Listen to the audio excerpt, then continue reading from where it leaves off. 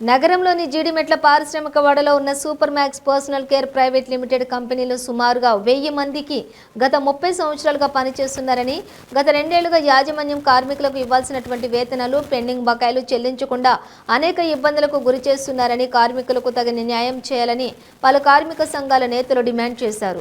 Super Max personal care private limited కంపెనీలో పనిచేస్తున్న కార్మికుల న్యాయమైన డిమాండ్లను వెంటనే పరిష్కరించాలని డిమాండ్ చేస్తూ ఇందిరా పార్క్ ధర్నా చౌక్లో Super Max employees joint action committee ఆధ్వర్యంలోని ధర్నా నిర్వహించారు. ఈ ధర్నాకు హెచ్ఎంఎస్ అధ్యక్షులు వి శ్రీనివాసరెడ్డి, సిఐటియు అధ్యక్షులు జె మల్లికార్జున్, విఆర్యు అధ్యక్షులు మాజీ మంత్రి ఈ పెద్దిరెడ్డిలు హాజరై కార్మికులకు ధర్నా మద్దతు ప్రకటించారు.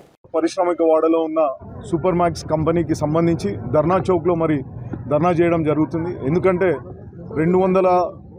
దాదాపు 226 రోజుల నుంచి నిరాహార దీక్ష జరుగుతుంది అక్కడ, రిలే నిరాహార దీక్ష. దాంతోపాటే కార్మికులకు 16 నెలల నుంచి వేతనాలు లేక వాళ్ళు రోడ్ల మీదకి వచ్చిండ్రు. చాలా ప్రతిష్టాత్మకంగా మనకందరికీ తెలుసు, టొపాజ్ అనే బ్రాండ్తో ఒక బ్లేడ్ నడుస్తుండే.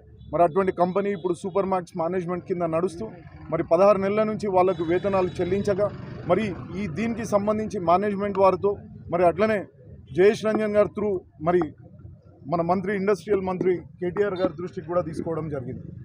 వీళ్ళకు మేమైతే వేతనాలు చెల్లించలేమని కరాఖండిగా మేనేజ్మెంట్ చెప్పినప్పుడు ఇక్కడ సంబంధించి వాళ్ళకి సంబంధించిన ల్యాండ్ ఏదైతే ఉందో 1978లో ఏపీఐసిఎల్ నుంచి 15 ఎకరాలు, దాని తర్వాత ఏపీఐసిసి నుంచి 5 ఎకరాలు 1986లో కంపెనీకి రావడం జరిగింది.